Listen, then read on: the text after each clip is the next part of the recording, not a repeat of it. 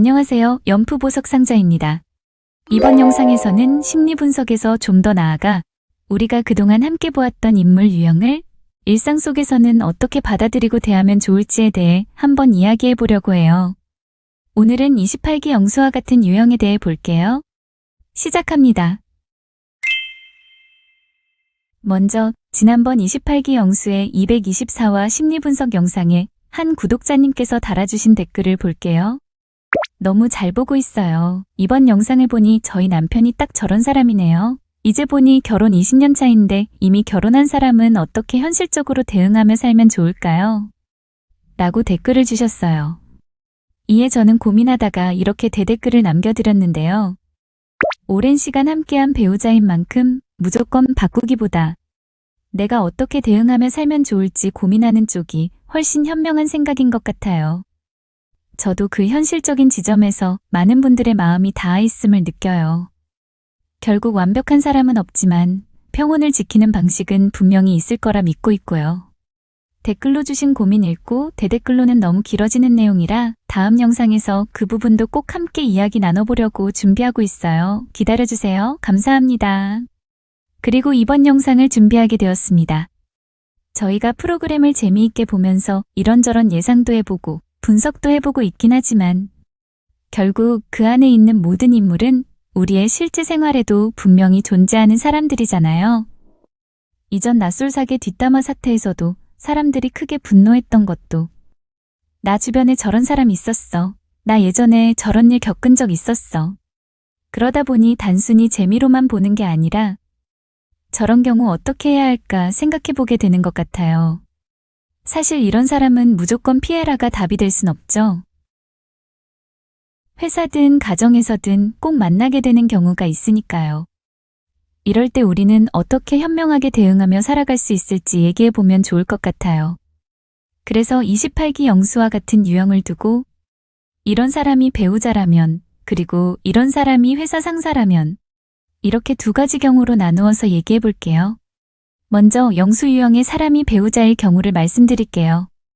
포인트는 어떻게 하면 미치지 않고 같이 살아갈 수 있나 입니다.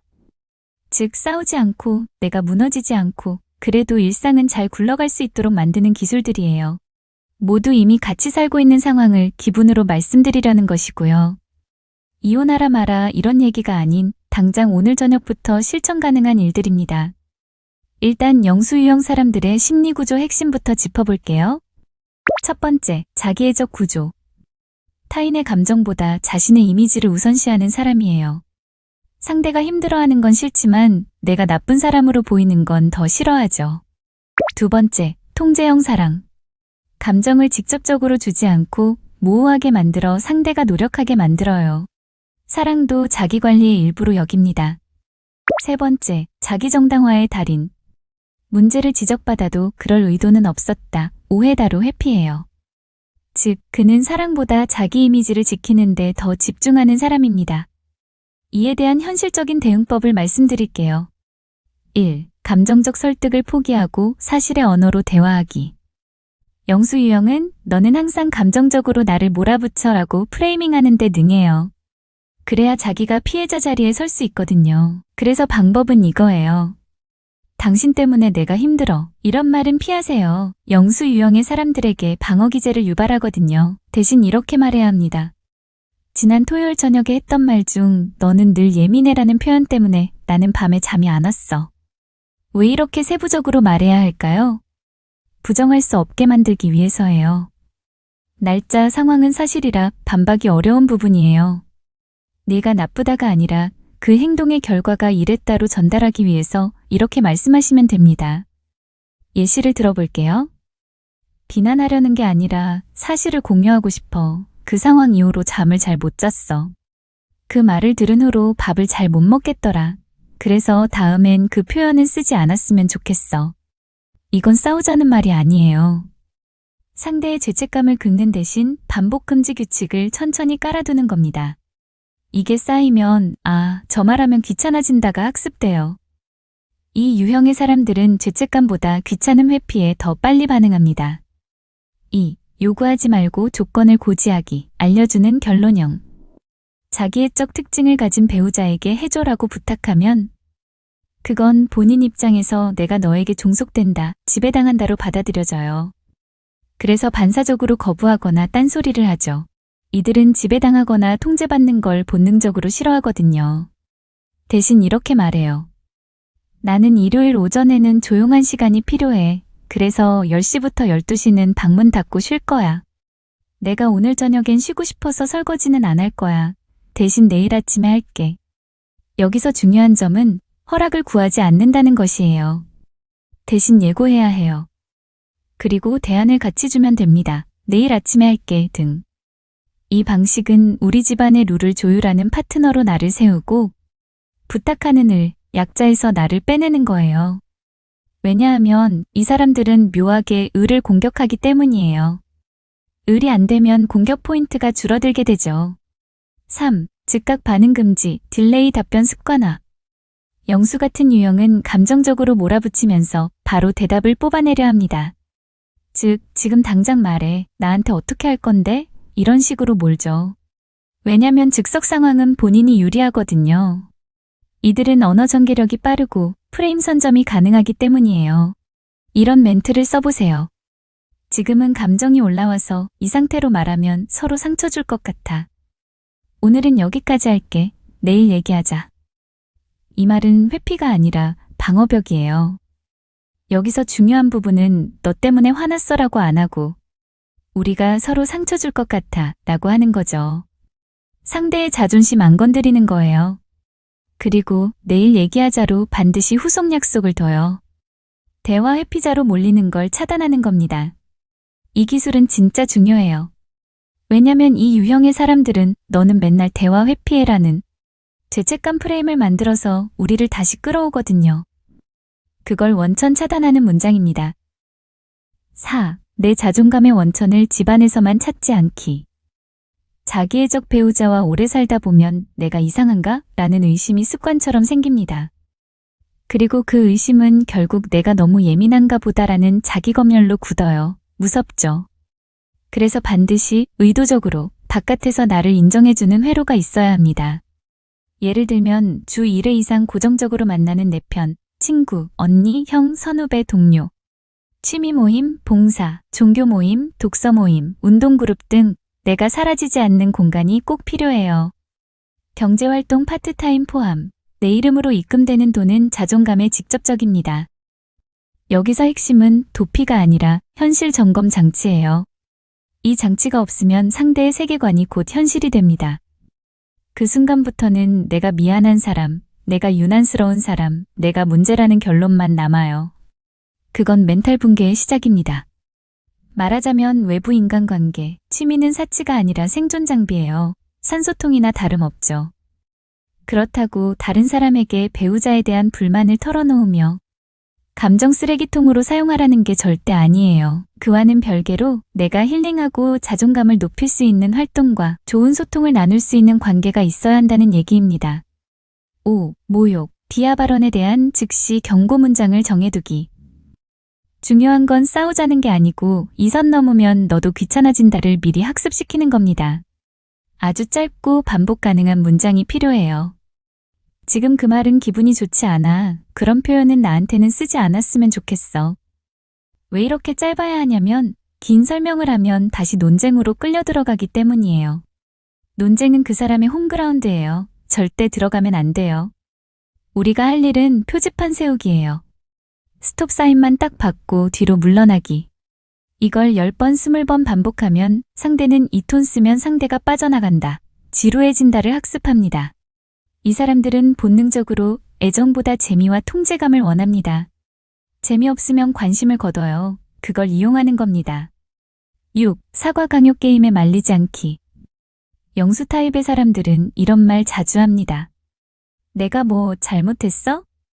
그게 왜 문제야? 구체적으로 말해봐. 이건 내 말은 감정과잉이야 라는 그림을 만들려는 겁니다. 우리가 거기서 애써 설명하면 우리는 변호인 모드로 떨어지고 그는 판사가 됩니다. 권력 역전이 일어나요. 계속 우리의 행동과 말에 대해 설명하고 변호하고 설득해야 하는 입장이 되는 거죠. 실제로 28기 영수는 자신에 대한 지적을 했을 때 곧바로 상대가 변명해야 하는 일을 거론했어요. 정숙이 대화하면서 왜 나한테 얘기하러 안 왔냐, 공용 거실에 안 왔냐 이런 질문을 했을 때 영수는 정숙이 상철과 손잡고 돌아다니던데 하는 얘기를 꺼냈어요. 정숙은 추궁하는 입장에서 바로 설명하는 입장으로 바뀌었죠. 윷놀이 게임을 해서 미션으로 한 거다 라고 설명했고 단순히 감정을 교류한 스킨십이 아니란 걸 전달했지만 영수는 또 곧장 뭐라 했었나요? 19금 게임을 했네 라고 했었죠. 단지 손을 잡은 게 19금도 아닌데도 바로 그렇게 프레이밍함으로써 정숙을 당황하게 했어요. 정숙이 여기서 할 일은 아니야 하고 부인하며 또 변명하고 설명하게 되는 거겠죠. 그러니 그들의 잘못을 지적했다가 역전당해 사과할 상황이 휘말리는 상황을 만들지 않아야 해요. 그래서 전략은 당신이 잘못했는지 아닌지 설득하려는 마음은 없어. 나는 그냥 지금처럼은 못 지내겠다를 얘기한 거야. 이 문장이 핵심이에요. 네 잘못을 인정해라는 싸움으로 안 끌려가고 이 상태로는 난 못 살겠다를 못 박아요. 즉 토론, 그의 경기장에서 현실 조건, 내 경기장으로 판을 바꿔버리는 것이죠. 7. 공동육아 집안일 영역은 정서 협상이 아니라 업무 분담처럼 적기. 이 사람들과의 가사, 육아 대화가 왜 지옥이 되냐면 우리는 나 힘들어 라고 말하고 그들은 너만 힘든 거 아니잖아로 받아치기 때문이에요. 해결책은 감정 버리고 그냥 리스트화하는 거예요. 메모장으로도 좋고 프린트 붙여도 좋아요. 예를 들어 볼게요. 월요일 등원, 남편. 화요일, 하원, 아내. 저녁 설거지, 월, 수, 금, 남편, 화, 목, 토, 아내. 이렇게만 가도 최소한 싸움이 줄어요. 왜냐면 이건 더 이상 희생 경쟁이 아니라 스케줄 불이행이 되거든요. 스케줄 불이행은 그 사람의 자존심, 유능함 이미지를 찌르기 때문에 은근 잘 따라오는 경우가 많아요. 유능한 사람 코스프레는 아주 중요하니까요. 8. 내 잘못일 수도 있지라는 생각이 들 때마다 해야 하는 점검. 오래 살다 보면 이런 생각 듭니다. 나도 예민했어. 나도 말 세게 했지. 나도 문제 있어. 그때마다 자기점검 질문 3가지가 있어요. 첫 번째, 방금 대화에서 내 요구는 존중해달라였나 지배하겠다였나? 대부분은 존중 요구일 거예요. 그건 정상 요구예요. 두 번째, 상대는 내 감정을 다뤘나 아니면 내 감정 자체를 무효화했나? 내 감정을 그건 내 문제야라고만 돌려줬다면 그건 대화가 아니고 통제입니다. 세 번째, 내가 사과한 뒤 상황이 실제로 개선됐나? 매번 내가 사과하는데 패턴은 그대로면 그 사과는 해결이 아니라 조용히 하라는 신호였던 겁니다. 이 질문 3개는 죄책감 가스라이팅을 사실로 다시 접지시키는 역할을 해요. 이 3줄은 핸드폰 메모에 저장해두고 진짜 힘들 때마다 보면 도움이 돼요. 가스라이팅에 능한 사람에게 휘말리지 않고 나를 온전히 지키기 위해선 꼭 참고해보세요. 9. 끝선을 마음속으로라도 하나 정해두기. 이건 말로 꺼내지 않아도 돼요. 본인만 알고 있으면 돼요. 아이 앞에서 나를 비하하면 그날은 대화 차단하고 아이 데리고 친정 친구 집 간다. 고함을 지르면 그 순간 바로 방 나간다. 문 닫고 잠근다. 욕설이 한 번 더 나오면 부부 상담, 가족 상담을 공식적으로 제안한다. 이런 건 협박이 아니고 자기 안전 프로토콜이에요. 나는 어디까지는 견딜 수 있지만 어디부터는 아니다를 스스로라도 분명히 해두지 않으면 경계선이 계속 뒤로 밀립니다. 경계선이 사라진 순간 자존감도 같이 사라지거든요. 그래서 꼭 끝선을 자기 마음 안에 정해두면 좋아요. 스스로를 위해서요. 10. 관계 유지보다 내 정신의 유지가 우선이다. 이게 가장 중요한 거예요. 영수 같은 사람을 내 기준으로 정상적인 배우자로 바꾸려고 들면 10년, 20년을 태워도 안 끝나요. 그리고 그 싸움에서 가장 먼저 닳는 건 그 사람의 자존심이 아니라 내 신경계예요. 내 수면이에요. 내 위장이에요. 그래서 목표를 바꿔야 합니다. 이 관계를 행복한 부부로 만드는 게 1순위가 아니라 이 관계 안에서 나는 무너지지 않는다를 1순위로 두는 것. 이게 냉정해 보일 수 있는데 그건 체념이 아니고 기술이에요. 그건 내가 나를 부모처럼 돌본다는 선언이에요. 그리고 이건 아무도 대신 안 해줘요. 본인이 자기 편 먼저 대주는 수밖에 없어요. 배우자라고 해도 반드시 꼭 붙어 지지고 볶고 지내야 할 필요는 없어요. 적당한 거리를 두고 내 감정과 몸이 지치지 않도록 돌보는 게 가장 필요합니다. 바꾸려 하지 않는 게 제일 중요하고요. 그 사람과 나의 관계에서 명확한 기준을 세우고 현명하게 대처하면 좋을 것 같습니다. 그를 바꾸려는 시도는 끝없는 소모나 마찬가지거든요. 목표를 좋은 부부관계에서 나의 정서적 평정 유지로 바꿔야 합니다. 당신은 그렇게 생각할 수 있지만 나는 이건 싫어. 동의하지 않아도 경청한다는 태도는 유지하세요. 감정의 소유권을 분리해야 해요. 그의 기분이 곧 내 잘못이라는 착각은 꼭 끊어내시길 바랍니다. 가장 소중한 사람은 본인이라는 사실을 잊지 마세요. 이번에는 영수 유형의 사람이 회사 대표 혹은 상사라면에 대해 얘기해 볼게요. 회사에서 만나는 이런 사람의 특징을 먼저 볼게요. 1. 자기애적 자아. 나는 특별하다는 믿음으로 자존감을 유지하고 타인의 감탄을 생존 에너지처럼 소비해요. 2. 이미지 집착형 리더. 실질적인 모습보다 겉모습에 몰두합니다. 회사의 실적보다 본인의 평판, 리더십 이미지 관리에 집중하죠. 3. 감정 회피형 커뮤니케이터. 직원이 감정적으로 말하면 프로답지 못하다, 냉정하게 보자며 감정을 무효화해요. 4. 책임 전가형 합리화자. 문제 발생 시 시스템, 상황, 직원 역량 탓으로 돌려요. 본인은 늘 깨끗한 손을 유지하죠. 5. 칭찬은 통제의 도구. 진심이 아니라 이 사람은 내가 조종할 수 있다는 판단 시 전략적으로 칭찬해요. 6. 자기 기준의 정의를 강요. 윤리, 원칙, 가치에 대한 해석이나 중심이에요. 내가 하면 리더십, 네가 하면 감정적입니다. 7. 모호한 지시, 명확한 평가. 책임질 일은 구체적으로 말 안 하고 결과가 나오면 그건 아니었잖아로 회피해요. 8. 감정적 조종자. 그건 내가 오해한 거야. 너무 예민한 애로 상대의 감정을 무효화합니다. 9. 자기과시적 공감. 나도 옛날에 힘들었어로 공감인 척하지만 결국 자기 이야기로 귀결해요. 10. 관계의 거리 조절자. 칭찬, 무시, 냉대, 다시 칭찬, 이런 간헐적 강화로 부하의 심리를 붙잡습니다. 이러한 영수형 상사 대표에게 현실적으로 대응하는 방법 말씀드릴게요. 이건 이상적인 해결책이 아니라 현장에서 멘탈과 커리어를 지키기 위한 실전 방어술이에요. 1. 감정 아닌 결과 중심으로만 소통하기. 대표님 말씀하신 부분 이렇게 정리했습니다. 방향 맞는지 확인 부탁드립니다. 이렇게 말해야 해요. 감정관계 언어인 제가 걱정돼서요. 이 부분 좀 속상했어요. 이런 말은 바로 약점으로 인식하니까요. 데이터, 문서, 수치로 말하는 게 가장 안전해요. 그들은 이성적 언어만 듣는 척하지만 사실 권력 확인 신호로 듣습니다. 팁, 구두 보고 후 반드시 메일 요약본 남기기. 향후 책임 소재 왜곡 방지. 2. 칭찬 대화는 절대 믿지 말고 즉시 기록으로 전환하기. 칭찬은 조종 신호일 가능성이 커요. 다음 회의에서 말 바꾸거나 다른 사람 앞에서 내가 언제 그렇게까지 하랬냐고 할 수 있습니다. 칭찬받으면 즉시 구체적 실행 계획 혹은 이메일 회신으로 전환해요. 이걸 기록으로 남겨야겠다는 자동 반사 신호를 몸에 익혀두세요. 3. 예, 아니오로 답할 수 없는 질문엔 확인 후 말씀드리겠습니다. 그때 내가 뭐라 했지? 이거 누가 먼저 하자고 했지? 이런 질문은 정보가 아니라 권력 점검용 테스트입니다.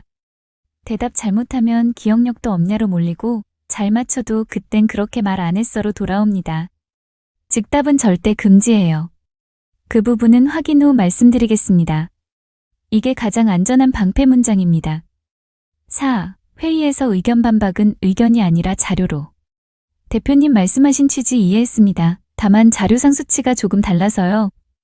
반박은 맞냐 틀리냐 싸움이 아니라 데이터 기준으로 돌려야 합니다. 그 사람은 권력 도전으로 해석하는 순간 공격 모드 전환해요.